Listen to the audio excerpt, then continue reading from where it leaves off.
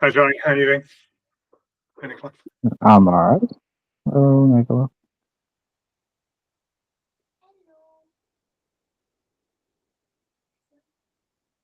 Just wait a few minutes for people to join us.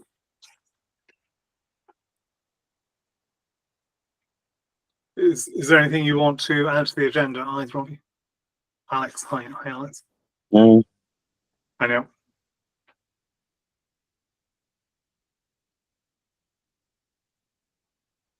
Just saying, Neil, Alex, asking if there are any other items to add to the agenda. Nope. Not that I could. Yeah. We already started discussing some of them, so in the chat. Okay, good.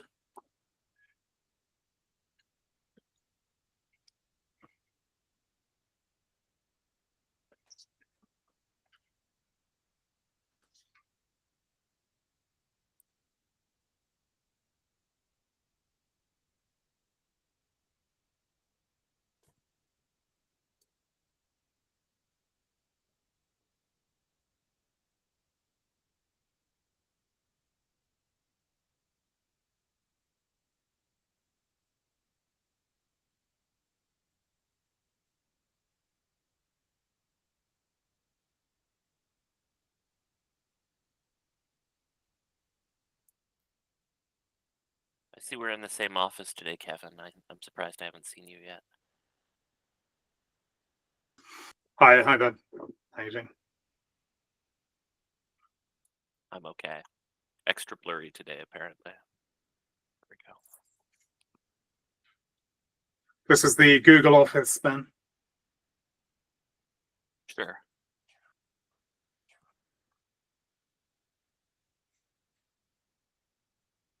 I picture it as more of like a surreal maze of fake wood paneling. Entire building decked out in fake wood paneling. Tex, are you acting as secretary today?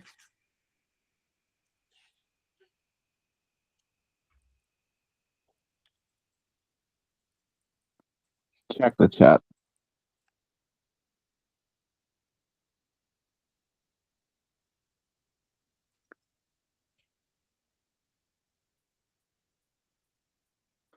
Second to Tex. Sorry, Kevin, what was that? I was just asking whether you were acting as secretary today, Tex. Yeah, I would say I'm the standing secretary for the time being. When Lorenzo's here, you can help with, like product connections, but Right. I'm putting up the minutes and attending as the secretary in that back end capacity here. So Great. Thank you. So I suggest we start the call. There may be people joining later. So this is the Technical Steering Committee meeting of the 27th of August 2025. Thank you everyone for joining. The meeting is correct. We have 7 voting members by my count present. We require 6. And Tex will be taking the minutes. So the first item I had on the agenda was minutes and actions from the last meeting. I'm not sure we have those, Tex. I didn't see them.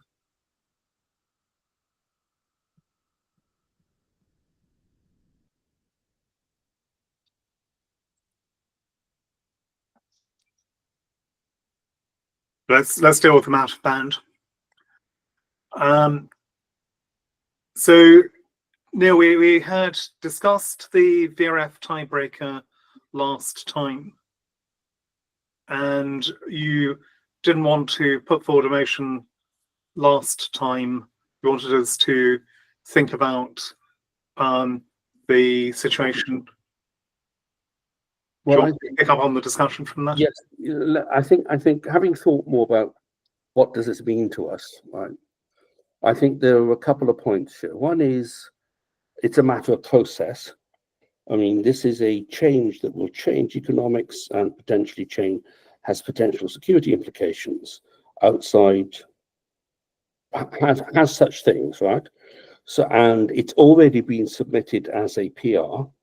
So I think one of the things I would like us to discuss is, and that raises the thing about the standard problem with open source, which is actually the supply chain attacks. Okay, I'm not saying this is an attack. I'm just saying it's an example of something has been spotted which people want to talk about, and so they want to basically how do we manage it. So I think I'd like to discuss what advice do we give to people, and how would we like to manage that aspect of things that need deeper consideration before they're put into the code. Because I'm desperately trying to make sure we don't end up with with them stopping people progressing. But I do want to, if this has been started, that's number one. Okay. The second point is the issue of I think that's actually the major point, right? It obviously has other features, etc. But I think the key thing that it's pointed out is that as was pointed out in the chat, somebody said all someone has to do is accept this, and it's in the code base. And a change has occurred without any, how does the community get to involve? How does the due diligence get done over it? Okay, I think that's the main point that I've come up with. And with Duncan present, we can discuss what the VRF, what it actually means in terms of technical, a bit more technical nuance. Okay, so let's do that. Johnny, you've raised your hand. Yeah, I've dropped 3 links in the chat. One is directly to that pull request, to your articles around it. And then I've got a quote. I said at the end of last meeting, I would go around the people who are suggesting this and ask them about writing a SIP. And the response I got from one of them was, then we can write the SIP, laughy face. It's things like this that upset the community. They make the change without telling us. No SIP, no nothing. And then we ask to switch it back and we're forced to jump through hoops. Just to represent the other side. Okay, yeah, I do that, and I think that also brings up the fact that this was never this is the code as law, law as code question, right? This was never. I mean, I don't know if I want to have that debate because that's before we took any responsibility for this. No, the technical steering committee was not in effect at the time that the change was made. It was made by the core teams directly as a result of hearing about the issue of there being bias towards smaller pools, which had been in effect for over a year, and a video had been made about by Andrew Westberg, but none of the core team working on it were aware until it was brought up in an SPO call. And then once they heard about it, they fixed the issue and made it 50-50 properly fair. But there was no SIP for that process. It was just corrected as a bug. I think it was seen as a bug at the time. That's the point. There is a difference between... Yeah, okay. So what about this issue of dealing with changes like this? I mean, I think that's the... I mean, my feeling is that, as we've discussed, none of us want to stop the process, but we do want to make sure that potentially contentious things get discussed before accepted. How do we think we could manage that as a process? What would our best suggestion be? Am I making sense? I mean, I'm just looking for someone. Yeah, that's what I'm saying, Neil. In this case, the developer team has referred it to us because they're uncomfortable with taking a decision. Okay. I think okay, so that's good. So basically, I think we should, and I think we should somehow thank them for that. Number one. Secondly, I would like this PR to somehow be marked as awaiting a decision from, right, and therefore shouldn't get merged without that decision occurring, right? I'm just trying to say, I think it's very much in the remit of the developer teams to basically say, I'm uncomfortable with this, and punt it up to the technical people, right? I think that's what we have to trust them to do, right? And I'm very pleased with that. Now we've got to work out how we're going to deal with it, but that's a second question. Yeah, I think so it sounds like they got they were worried. They've punted it up. That's good, and I'm glad they punted it up because this has an effect on other things. And I think we would like to thank them for that for the start and say, could they make this more formal in the sense that they should mark this PR as one not to be merged until it's been resolved. Until these issues have been resolved. Somebody can't just do it by themselves. That'll be my first question. Yeah. Neil, when you're saying until this is resolved, what will being resolved mean here? That's the next question. Yeah. Okay. Okay. Okay. So the first, and the reason why I say this is the first point is, this shows the community has taken responsibility for people noticing changes that might that might change this stuff, right? That the engineering part of the community is taking care not to surreptitiously change the behavior of the system without due consideration, right? I think that's important. Now we got to work out. Now we have to work out how to resolve it, right? Right. But I'm just saying, until it is resolved, it just can't be merged. That's all I'm saying.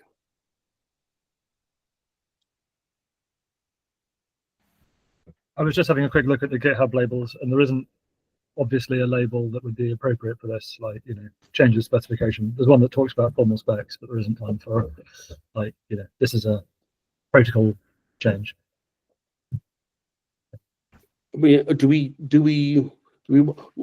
So are we going to ask them to suggest a label that they should put on it? That, yeah, okay. That's the technical thing, is to suggest what a label that would be clear that it's being on hold in some way. Okay. Sure. Thank you, John. Go on, Johnny. Yeah. So you're talking about getting their resolution. Last week it was floated that there needs to be a SIP for this before it can be properly considered in a formal process. And then I said I would go and find out if that SIP existed. I found out there was a pull request with no SIP, and then you've got the response that I've already quoted. But they did say that they would write a SIP. So I think the thing to do now is to go back to the people who have put in this pull request and explicitly say that they need to go through a formal process and write a SIP for this. Or maybe, I mean, perhaps a SIP is. I'd like to try. Last week we talked about this. SIP seems, we didn't make a decision, right? SIP feels like possibly a bit heavy, but I've no idea. At least some discussion has to be had. The SIP suggestion, I believe, was yours. That's why I know, it purely was a suggestion for conversation, not as a. I'm not trying to create a process on the side here. I was, we were having a conversation. I was trying to make sure we got time to think about it. Duncan. Sorry if my audio is bad. Mic issues. So Alex Esgin has done a little bit of analysis on this. He posted it on the ticket, on the PR for the actual change. And going by his numbers, if I've understood what he has written correctly, then in the best case, there's a 2.6% expected improvement in revenue for some of the smaller pools. So I read that and was trying to work out what that bias was, right? I've not done. I mean, I was expecting it to be lower than that, and I've not double checked anything that he's written. But Alex is usually right on these sorts of things, yes. So it's a good ballpark figure. But I think that it still kind of corresponds to, I think, my general prejudice on this, which is that this is an ad hoc change. You would never design it like this in the first place. Which, okay, Jonathan, is why we fixed it. I was part of the team that said, this is a bug, let's fix it. It's not what the spec said we were supposed to be doing. But if you wanted, and I think, the way I would advise people to go is to say, if you want a deliberate bias, introduce a deliberate bias and make that something that's tunable, right? Whereas this proposal is like reintroduce a bug that has some change that is not controllable and is potentially, we don't know really the full we haven't really analyzed the full implications of it. If you want to do it deliberately. Don't do it in a strange ad hoc way that corresponds to a misinterpretation of the spec previously.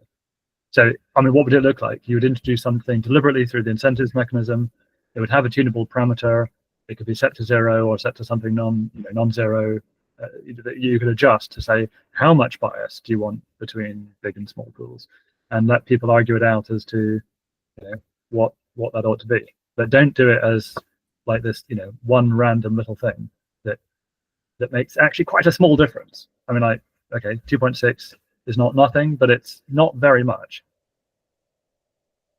It's if you wanted to do something deliberately, you'd probably want something that would let you turn it up to something bigger than that.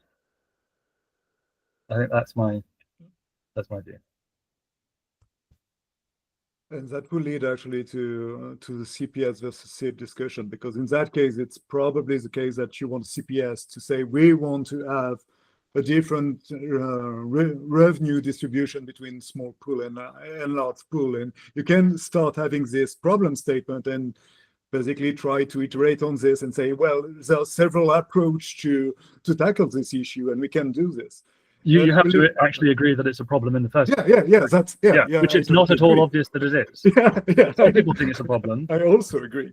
Yeah, and it also to answer also the feedback that Johnny had about the fact that we asked for a CIP while there wasn't a CIP in the first place. It's just that at some point it would be nice to have a more mature process. And asking for CIP while there wasn't any CIP in the past is actually a way to have a more mature process. It's not because we didn't document it properly in the first place that we don't need to move to a more proper documentation of all decisions.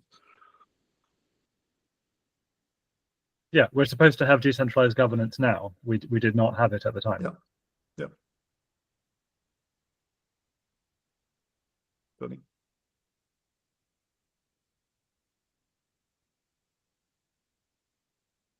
Yeah, Johnny. You're on mute. Johnny. Yeah. And I would just like to formally acknowledge, as I said at the beginning, that it was treated as a reported bug and fixed as such, so it wouldn't require CIP anyway in that scenario. But I think their concern was that it was treated as such, and from their perspective, at least in giving feedback to me, it wasn't communicated until it was fixed that they were going to fix it. So it felt like it had come up out of the blue. It was known about for over a year. It was in the community as standard knowledge, and then it got fixed without people knowing it was being fixed. I think that's the perspective they're coming from, just to represent it, not to agree with it. Yeah. And I do understand this. That's a reasonable complaint. Yeah, and that's also why we need to have a more mature process, and asking for CIP is part of this more mature process. I agree that it can be disappointing when you are thinking that in the first place it should have already been a CIP earlier. The thing is that at some point we need to start somewhere. Yes, indeed. And I will say that they did start by laughing a little bit and saying, well, then we will write the SIP. So I think they're open to the process as long as they're formally requested to go down that route. So I would suggest possibly engaging and suggesting that route, starting with a problem statement. Yeah, I think part of the reason why the team didn't write a SIP, Nicola, was precisely because it was seen as a bug fix. Yeah, true. And I mean, but even if it's a bug fix, we didn't have a SIP to begin with to describe with its intended behavior. So it's basically a chicken egg problem. But I mean, we need to start somewhere somehow. It was part of the formal spec, I think, like how it was going to be worked out, and it was always decided that it was going to be a straight 50-50 for a slot battle, and it didn't end up that way in implementation, and that's where it got confused. But yeah, I suspect it is that the mechanism wasn't defined precisely in the formal specs. It was defined in the paper. The formal spec wouldn't have given any specifics about the tiebreaker, and there would then have been an implementation that was consistent with the formal spec. Neil? Actually, I think it was, from recollection, there was actually a couple of paragraphs in the spec, right, which basically said, this, then this, then this, then this, as tie breaking, right. A lot of effort was put into trying to ensure, that people, if they were slow but not too slow and things like that, this issue of the exact mechanics of how slot battles are won. Was given a lot of thought at the time, and also as part of the general refinement process, there was a point at which the delay we penalise things were. There was also the fact that the blocks were being produced way too late, right, and being inserted and causing issues, which is also resolved. All of this was part of the shakedown of what was done in the first year or two, from memory. And none of it is in the original papers, because the original papers do not have any tiebreakers. Chains of equal length are equally good in the original papers.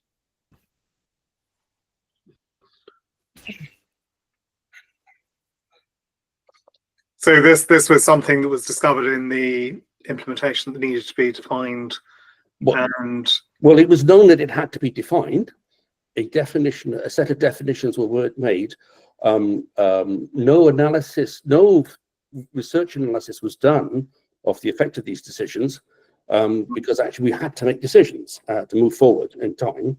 And this still remains a small niggle. We did check that the researchers agreed that adding additional things to the chain ordering did not have security implications, but we did not check about incentives. And the basic reason why it doesn't make any difference for incentives, it doesn't make any difference for security, is because the paper says that for chains of equal length, you can choose arbitrarily, not randomly, arbitrarily.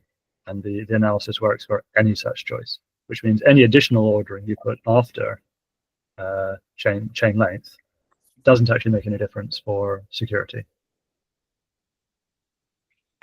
Well, for Preos security. For Preos security. But we did not ask for any analysis of incentives, which was, I guess, where they. And as Neil said, the spec simply said order by this, this, and this, and it didn't give a precise implementation of what that meant.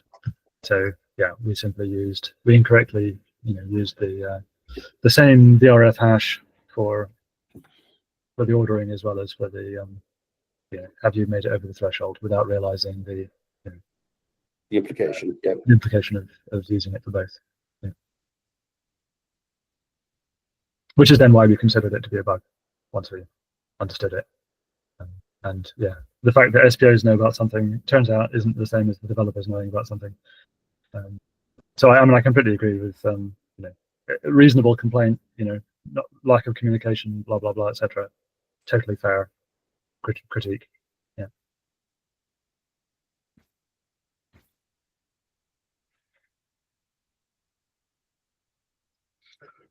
So next steps, I think we've recorded the fact that we're going to thank the developers.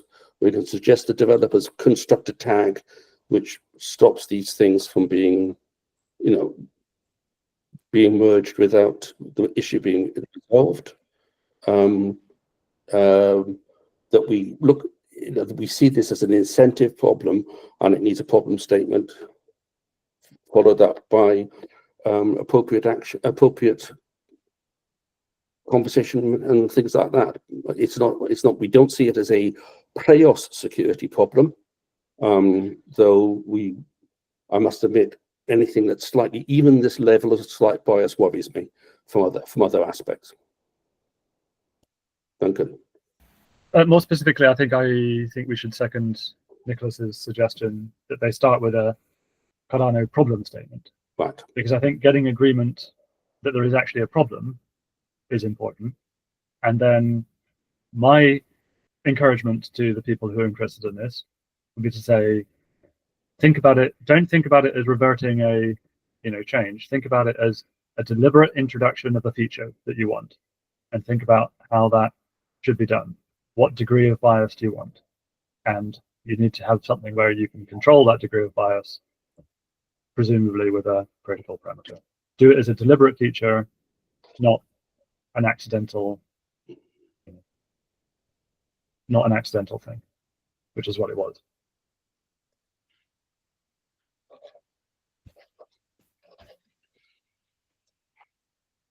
I think that covers off this agenda item.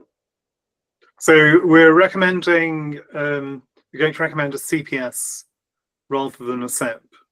Duncan, is that correct? yeah, try to gain consensus that there's a problem, and then search around for solutions that actually address the problem in a coherent way. Okay. So does everyone agree with the course of action that Neil and Duncan have outlined? Does anyone disagree with that? No objection. Sorry, I Johnny, have you no agree? objection. I have no objection. Sorry, No. I was just making it recorded. Okay. Yeah. Any objections from anyone? Please raise them now. Okay. So we've got a course of action. I've made some notes on that. Tex, if you can turn that into minutes, that's great. And Neil and Duncan, we may need you just to check that and to add to it. I mean, it sounds as if we've got an so one of the things that we probably want to do is just to raise the major issues so that the people writing the CPS can address them. So what do we think the major concern would be? And the major concern would be how to deal with what the degree of bias would be, what an acceptable degree of bias would be. Johnny? Yeah. Since there's no objections, I'll feed that back to the person I was talking to previously, just so that there's direct communication as quickly as possible. Right. Yeah. Thank you. Yeah, and we'll communicate back. We'll also communicate back to the team that raised the issue with us.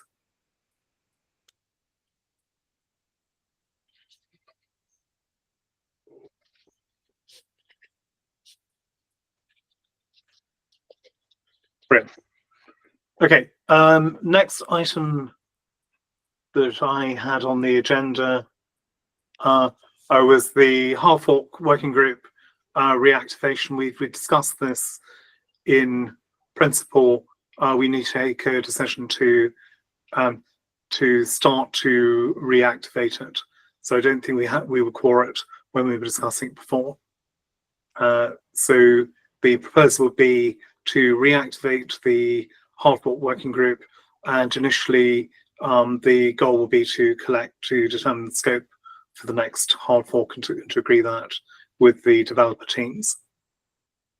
So start small, and what we're expecting is for a hard fork to happen in roughly the November timescale. So now is about the right time to start thinking about it, about kicking things off. Again, does anyone object to that? Do we need to take a formal vote on that? If not, I'll work with Tex and the other members of the Intersect team to get this organised. So we'll need to just start to reinstate the team. Who from this group would like to be involved in that? Sorry, I was distracted. I was in what? Sorry. In the Half Fork Working Group determining the scope, Johnny. Oh no, I'm okay for that one. I'm going to be in the fire drill thing later. That's what I thought you were saying. No, we'll come to the fire drill in a second. Any volunteers? Okay, then I'll take it forward and we'll call people in on as appropriate. Okay. Next item for you, Alex. Deposits for parameter updates. Would you like to lead that off? Yes.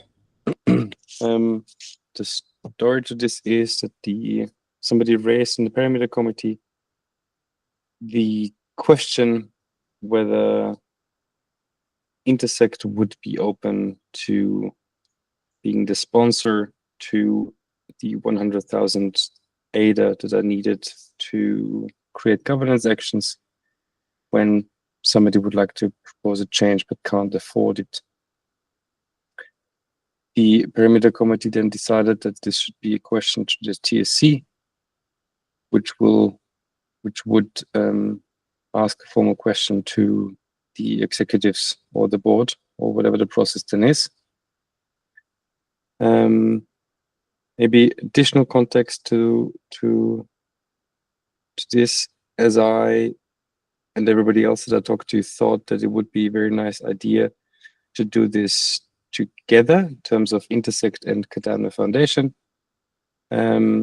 co-sponsoring more or less. However, I was told that while it's a great idea, everybody has enough on their plate that it's currently not in scope, as it will likely be anyway an edge case solution, if at all. And we can't justify that thing right now, which wouldn't mean that Intersect can't do it, but I think valuable for this conversation to know that the Cardano Foundation can't right now do this. Sorry, Cardano Foundation can't or Intersect can't? You said both in the last. Cardano Foundation. Oh, okay. Thank you. And maybe also to note, obviously this would only be true until there's some type of crowdfunding mechanism that would work in that regard. But statement or point stands. Johnny? Yeah, at the end of the last meeting, I said I'd find out what I could about crowdsourcing contracts or apps. There's two that I got reported back on, one that Pi was working on and another that the Mesh folk are working on. And there is a GitHub repository, but they're not to the point of actually deploying. So I'll share the link to the GitHub repository for Mesh crowdsourcing, but there's nothing actually productized or available yet. I would definitely be in favor of establishing a budget for this going forward if one does not exist. Like, we should be asking for some kind of, like, certainly we're asking for the ADA that we need for the next budget round, or I think the 100K does get refunded if you pass the proposal, right? So we should have something like that as a fund for at least a fixed number of protocol updates per year, whatever's reasonable, 3 maybe.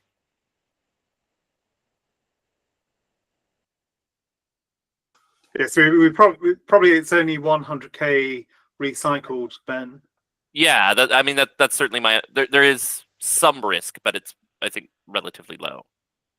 That's protocol updates are 50% of the DREBs, right? Depends on the parameter that's being updated. But there's no risk. The deposit is always returned, Ben, regardless. Oh, it's always returned. Oh, okay. Okay, then that gives me even less reason to not want to do this. The amount is basically how many you can have outstanding at any one time. That's the budget. Which today is, we have 0 outstanding at the moment, Yeah, right? and from recollection, Intersect, when putting together its thought for the budget it's currently doing, it earmarked a number up to 5 concurrently for the whole of Intersect. Okay? Yeah. So this is really just saying, can we use some of the funds that have been earmarked for governance action deposits to source community members who can't raise the deposit, can't otherwise raise the deposit? I think subject to the approval of the protocol working group, this is fine. Yeah. Okay. So what I'd Sorry, parameter working group. So any objections to what Alex is describing? No. Do we need to take this to the budget committee as well? Like, they control the purse strings, no? Yeah. Well, what I propose to do would be, to make a note of this. Do you want a formal vote on this text? Do we need a formal vote? I apologize. I just Neil, got you're muted here.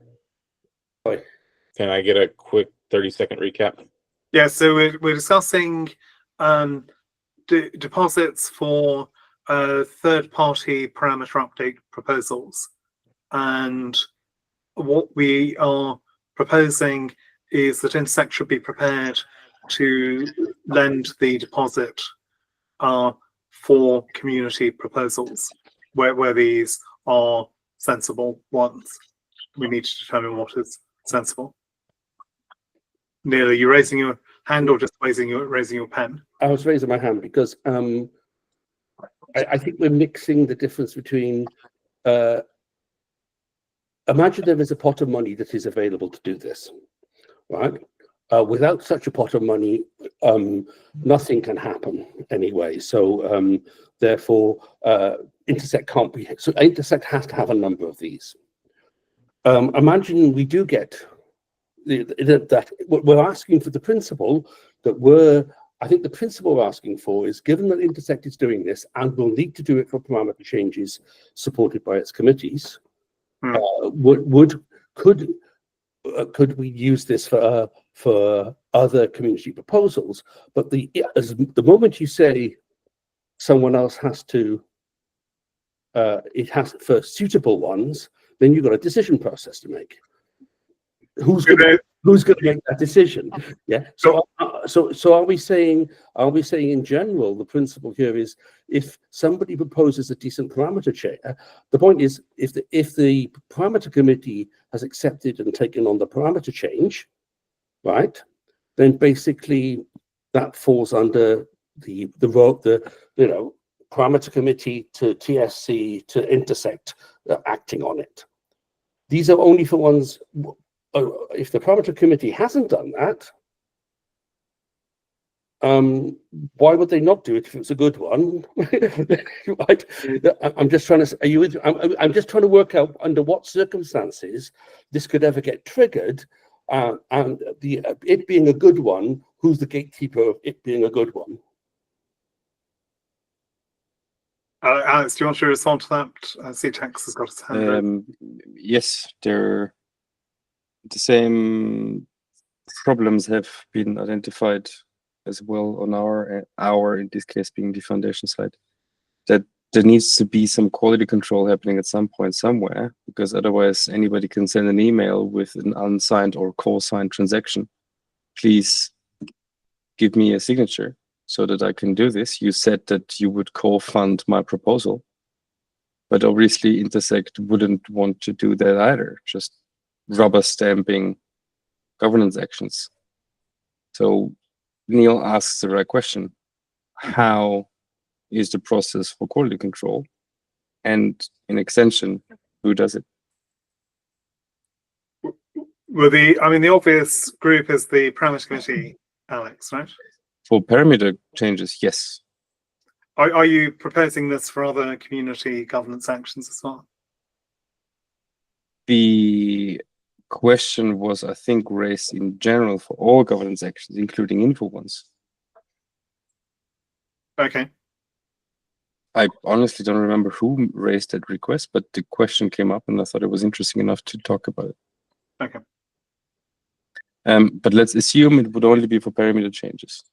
Then well, we need to it would be the parameter committee. Sure. So we need to define the scope, Alex, because if we're proposing this for all kinds of governance action, then it's quite a different thing from just being restricted to parameter changes, right? Would the parameter committee then be okay to play quality police? I think we can ask that question back to the parameter committee. Yeah, but I would assume so. So we can play out various scenarios, Alex. But essentially, obviously, if you've got something coming through the regular parameter change process, and the parameter committee supports that and raises the request for help, then Intersect would be expected to pay for the deposit. If the community member, if it wasn't Intersect raising the proposal, but it had gone through the PCV process, but a community member then raised the proposal on chain, that's one scenario where you could ask, will Intersect pay the deposit? It's maybe an edge case, or alternatively, perhaps a community member is proposing a change. It's not gone through the PCP process, but the Parameter Committee is willing to endorse the change anyway, following discussion. So those are different scenarios I could see, and in all those cases, it might be reasonable for Intersect to pay for the deposit. If you're extending it to other governance actions as well, then it becomes a little more complex, I would say. So for a hard fork, it would have to be endorsed by the hard fork working group. And normally I'd expect Intersect to raise the action. Yeah, I think we can limit the scope to simple protocol updates. Yeah, and obviously for info actions, the problem then is that an info action can be anything. So Again, like yeah, protocol updates at the discretion of the protocol working group. I think that's fine.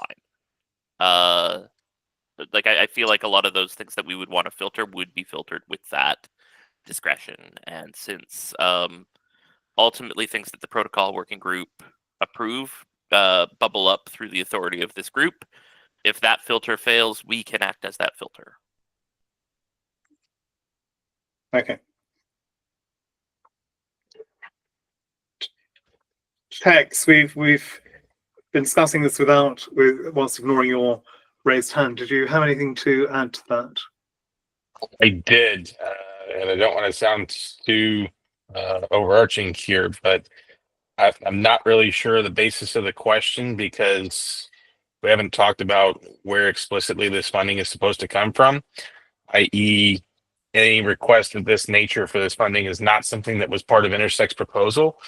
There's not a parameter committee or technical steering committee treasury withdrawal that would fund this. So I'm trying to understand the expectation, because even if we said the TSC has the ability to recommend this, and then that's accepted further up the chain and so on and so forth, what we're essentially doing is gamifying funds that Intersect has to a point to where it's no tech. The point is, if everything went the way it was supposed to, I understood.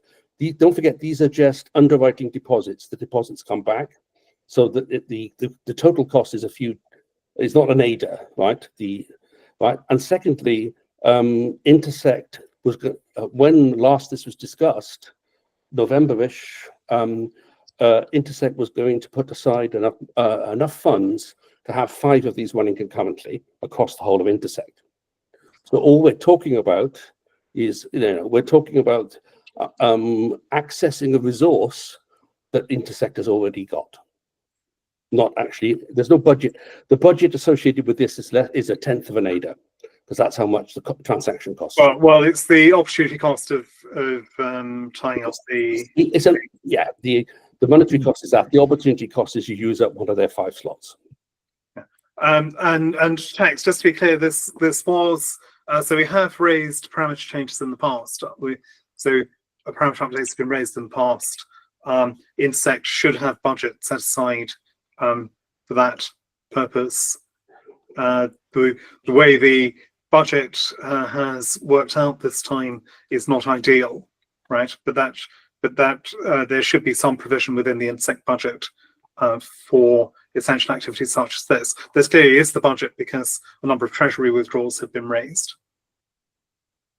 I'd even go further and say that the fact that Intersect has acted to provide this deposit for projects that it intends to be the administrator for, with a protocol update, there's no administration necessary. I would say this sets a precedent. Yeah, I would agree. I mean, they basically, they've already supported third-party activity by supplying the budget. Thank you. Yes. And all we're saying is the parameter committee and the TSC would act as quality control for such. Okay, so I'll understand this from a different perspective, and I apologize for missing so much of the meeting here. This is, I may have misunderstood what the original ask was. It was to cover the deposit. For third party, for actions raised by third parties, but which were supported by the parameter committee. I mean, they'd still have to essentially submit that to the parameter committee for their parameter committee to submit as their own, suggested by the third party or the community or whatever. So I guess misunderstanding that, because the way it initially came across was that there could have been a gamification effort and that opportunity cost, whether it's 1 slot, 5 slots, or an innumerable amount of slots. What I'm hearing now is that there's the protection of A, the parameter committee, and then B, the technical steering committee. So you all between the two would not allow for, let's say, more than 2, and absolutely not up to 5, if that is the theoretical number here. That's a different conversation. I'm not really sure why I that think would we be can up for say a at vote. most But 1 at a time is Yeah. probably fair play. Is that a reasonable limit? I do it on a case by case basis, Ben, and by negotiation with the Intersect executive. So rather than saying, "Oh, we're only going to raise 1," if there were 2 proposals that we had equal merit, and Intersect was willing to provide the deposit for both, then why not, right? I think I'm just trying to limit the potential conflict if for whatever reason we have 2 credible protocol updates. They should be rolled into one thing, I think. No, not necessarily, Ben. If they're dealing with completely different parameters, then rolling them together is simply confusing. Yeah. It limits the risk for Intersect, particularly if they suddenly need to raise other actions. I think that's about it. But it's okay. I'm hearing some resistance to that I think this is a adjustment, and that's fine. It can be case by case. And in the past, basically, this was the committee via the Secretariat asked, requested from the operational staff to raise them. That's what happened in the past. It's not that we ever had the money, is what I'm trying to say, right? All we had was the ability to ask. Which could not be what's the word, unreasonably refused, because that was the point. They always said yes, because actually they were always reasonable. Okay. Absolutely. So this is just it's just slightly expanding the opportunity for third parties to or to participate in this process. as long as this is being voted on as a suggestion or a recommendation, that's fine. But again, the way that I initially heard this was the technical steering committee trying to call for a vote and saying that Intersect should willingly use these funds for some purpose. And the committee, although can steer, cannot enforce for Intersect to utilize funds for a specific purpose. That's my overarching concern here. That was never said. That was not the question either. Maybe I think there is a motion on the table. I'm not sure if we've actually articulated it, but in the process of articulating it, I think the motion is to recommend this on to whom? The ISC, the budget committee? Yeah, so what I propose doing, Ben, is to raise it with the ISC. Okay. Now I'm going to miss the next meeting, but it could raise it at the meeting after that, and it could also be raised directly with the budget committee. Does Adam attend ISCE when you're in absentia? Adam, well, I would have asked Adam to attend, but he's not here. Oh, okay. So I'm happy for any other TSC member to volunteer to attend. I'll put out a call via the Slack channel. Okay. So perhaps that person Adam. makes it. It's fine, even if it waits another meeting. They're twice a month, right? No, they're every week, Ben. Oh, they're every week. They're on Mondays at 1400 UTC. So So I'll pass that on, and let people decide whether they would like to attend that meeting. If not, then I'll just pick it up the following week. The following week may be better because this week was the committee updates, and next week would be Intersect Business versus the committee updates again. Okay. Just a reminder. Yeah. So then it can wait another week. Yep.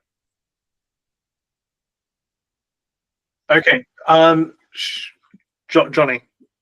Yeah, I'm just going back to the VRF point. I've spoken to the person while the meetings happen, so I'll just report on the same call. They've expressed some personal frustration with the feedback. However, they're having a working group meeting and they're not going to make any formal statements until the working group meeting tomorrow. But it has been fed back that a problem statement is being requested and a formal method of choosing the bias, etc. And I've let them know the recording of the meeting will go up so they can see the full context of this discussion. But yeah, they did have some choice words, but said that they only represented their personal opinion and not the opinion of the formal working group. So I'm not going to quote them here. To if you want to pass it on, Johnny, say the concern would be related to the impact, the unintended consequences of changing the bias in terms of potential security issues. That would be Yeah. a fair so that is so it's not that we would reject this out of hand. We understand exactly why people are frustrated by this, but the change was done in good faith, I believe, with a view to eliminating this kind of bias. And our analysis suggests that that it is in the best security interest to have an unbiased VRF tiebreaker. Well, that'd be useful. I'm happy to attend this is the working group, the incentives working group, right? I will double check. 1 second. But I'd be happy to join for a longer. Even if it isn't, I'll let them know that you're happy to join a meeting and ask them to provide you a link. Okay. And if you DM me an email address for the invite, then I'll get that across to them. Thank you. Okay.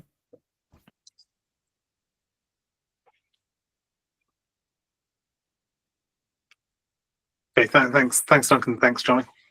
So the only other item on the agenda was an update on the fire drill that we're proposing to hold. So I think everyone's familiar with this, but just in case people aren't, what we're proposing to do is to bring together a group of SPOs and other actors to test out the procedures that we outlined in SIP 135 about a year ago.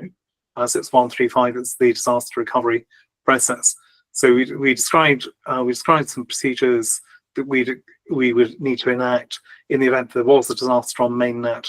What we were proposing to do was to do a dry run of these procedures so that we were prepared in the event of an actual disaster. Not that we're anticipating any disaster on mainnet, but just to make sure that the procedures do work as intended, that there are no issues that we weren't aware of, that we've tested out all of the details. And the proposal was to do this on SanchoNet. We're not proposing to disrupt any of the live networks, mainnet or preview or pre-prod, but to do this on SanchoNet. So we've spoken to Mike Hornan, who is administering SanchoNet. He's on board. We've raised this with stake pool operators, and we've convened a group via the Security Council to do this. We've put together a document that people are very welcome to comment on. I've identified in that a couple of scenarios. I've indicated a couple of scenarios that we would like to test and how we would test them. So how we would go about engineering the disaster on SanchoNet and then how we would go about recovering from that. So please feel free to comment on that proposal, or to make changes. I can give people edit rights if they would like to do that. Okay, so I think that's a summary of where we are. Does anyone have any comments on that? Any questions about that? No, just confirmation that I'll be part of that. I have an SPO on Saturn at the moment, and I'll be part of any formal coordination with Mike as well. We'll communicate. Great. And in terms of timing, the Security Council is appointing, they're advertising for an incident manager as part of the Security Council. So the timing ideally would be such that this person could do the coordination, we think. So we might want to wait a month or two before trying before setting this up.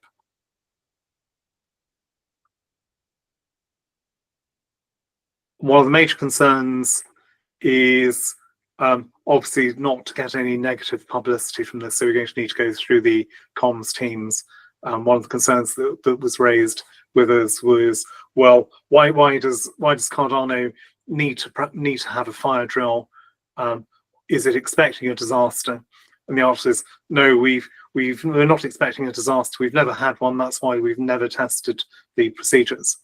So unlike certain other chains, these things are extremely rare eventualities, and that was why we feel the need to test things just as a precaution. But we'll work on the messaging appropriately. Great, so you've got a link to the document there. It's pasted into the Slack chat for you. So please feel free to comment or to request edit rights if you want to change something. I think it's going to be fun. Who doesn't like the idea of deliberately destroying something in order to bring it back exactly as it was? Okay. Yes, a whole lot of work always goes into making things look like nothing happened. Yeah, this is definitely going to be like that, Johnny. But it's especially where we're recovering from a situation when no blocks are produced for an extended time period. But it's for reasons like this, aircraft travel is so safe. Tell that to Boeing. Well, actually, no, but no pilot nor any flight crew is allowed to do that without having gone through training for what to do in an emergency, are they? True. That's the point. That's exactly what that's a better analogy. The Boeing one is having a single vendor manage all of your changes, do a reverse takeover, and destroy the quality of your product. Analogy. Okay. The other thing we want to test, Johnny, is do the communication mechanisms work properly? So yeah. So we want to know, are we using the right means to contact people? Are there any issues that need to be ironed out there? Do we need any stricter procedures to call people in? And also we'll need to determine who we would need to call in the event of a real emergency. Yeah, you need a proper response team, especially since it's distributed and needs actual SPOs on it, right? So formalizing who that team will be would be a good thing to know. And either having them participate in the fire drill, alternatively having people involved in the fire drill who can coordinate the necessary response is going to be very positive. So fire marshals, if you like, as well. One of the things that we'll also need to test is whether we can bring up a subset of the network in a suitably isolated way. So one of the things that we want to test is to do precisely with the situation where we've not made blocks. What we'll need to do is to bring that up very carefully over a period of time. So it'll be interesting to test that. Alex, you were one of the SIP authors, if I recall correctly. If you're interested in being involved, just let me know, because it's a, Yes, we said yes. and likewise, if anyone else is interested in being involved, let us know. We can open this up to observers as well as active participants. Yeah, please involve Steve and me. Great, thank you. And likely also Livio, but Yeah, just text us. will do. Are there any other items for this week's agenda?